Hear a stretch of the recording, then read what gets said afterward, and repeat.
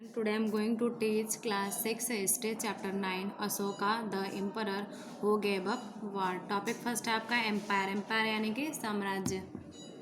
N empire means a very big kingdom यानी कि एक साम्राज्य का अर्थ है एक बहुत बड़ा राज्य. It is an extensive group of states ruled over by a single monarch. यह एक एकल सम्राट द्वारा शासित राज्यों का एक व्यापक समूह है. Empire are different from kingdom in the following way यानी कि साम्राज्य निम्नलिखित तरीकों से राज्यों से भिन्न होते हैं.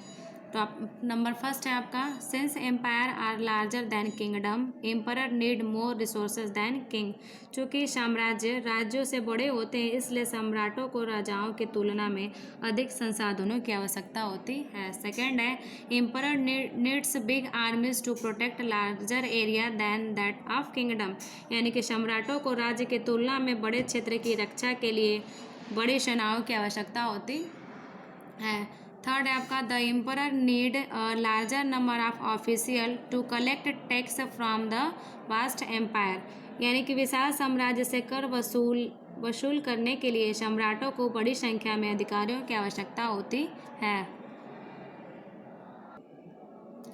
डू यू नो दिया है व्हाट इज़ अ डायनेसिटी यानी कि राजवंश क्या है. When member of the same family become ruler one after another the family is often called dynasty यानी कि जब एक ही परिवार के सदस्य एक के बाद एक शासक बनते हैं तो परिवार को अक्सर वंश कहा जाता है. फॉर एग्जाम्पल जैसा है the Maurya dynasty this is because Chandragupta Maurya his son Bindusara and Bindusara son Ashoka become 3 important Maurya ruler of Magadha यानी कि उदाहरण के लिए कि मौर्य वंश ऐसा है क्योंकि चंद्रगुप्त मौर्य उसका पुत्र बिंदुसार और बिंदुसार का पुत्र अशोक मगध के 3 महत्वपूर्ण मौर्य शासन बने. नेक्स्ट टॉपिक है the first empire the Maurya empire यानी कि पहला साम्राज्य मौर्य साम्राज्य.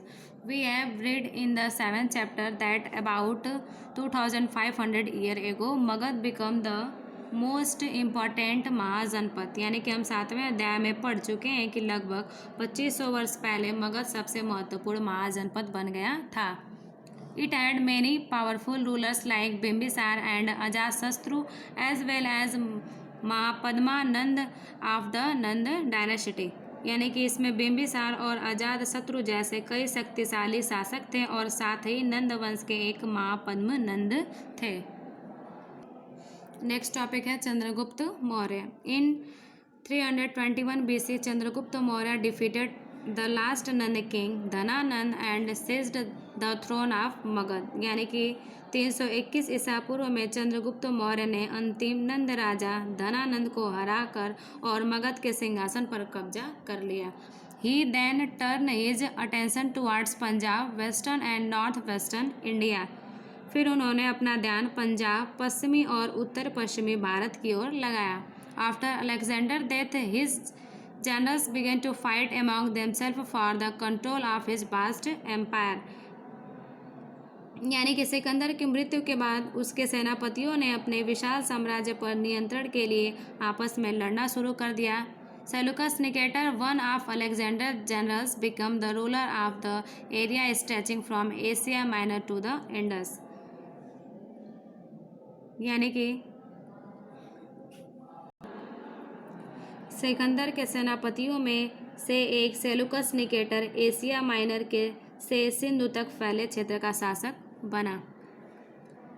इन 305 BC Chandragupta defeated Seleucus and freed north western India from Greek control यानी कि 305 ईसा पूर्व में चंद्रगुप्त ने सेलुकस को हराया और उत्तरी पश्चिमी भारत को ग्रीक नियंत्रण से मुक्त कर दिया. Seleucus had to give eastern Afghanistan Baluchistan and area west of the Indus to Chandragupta Seleucus को पूर्वी अफगानिस्तान बलूचिस्तान और सिंधु के पश्चिमी क्षेत्रों को चंद्रगुप्त को देना था.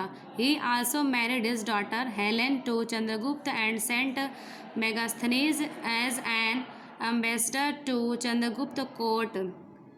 उन्होंने अपनी बेटी हेलेन का विवाह चंद्रगुप्त से किया और मेगास्थनीज को एक राजदूत के रूप में चंद्रगुप्त के दरबार में जाने के लिए भेजा. In return he receive 500 war elephant बदले में उन्हें 500 युद्ध 500 युद्ध में उन्हें हाथी मिले, यानी कि 500 बार एलिफेंट्स, यानी कि उन्हें युद्ध में हाथी दिया गया था।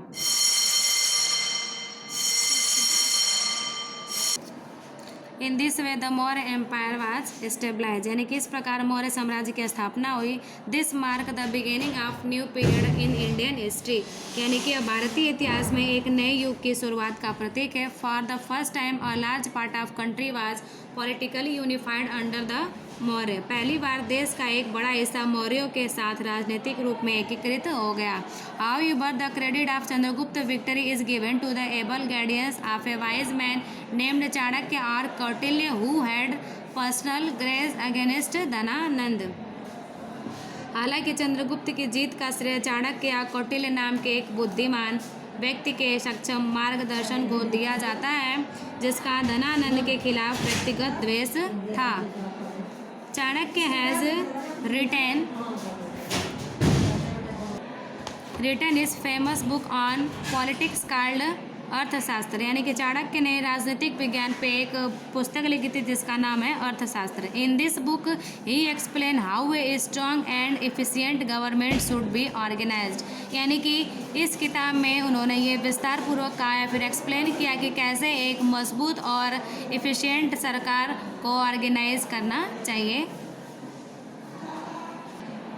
नेक्स्ट टॉपिक है Bindusara. Chandragupta Maurya was succeeded by his son Bindusara in 297 BC, यानी कि चंद्रगुप्त मौर्य का उत्तराधिकारी उसका पुत्र बिंदुसार 297 ईसा पूर्व में हुआ। He conquered the Deccan area and extended his empire up to Karnataka, उसने दक्कन क्षेत्र पर विजय प्राप्त की और कर्नाटक तक साम्राज्य को फैला दिया।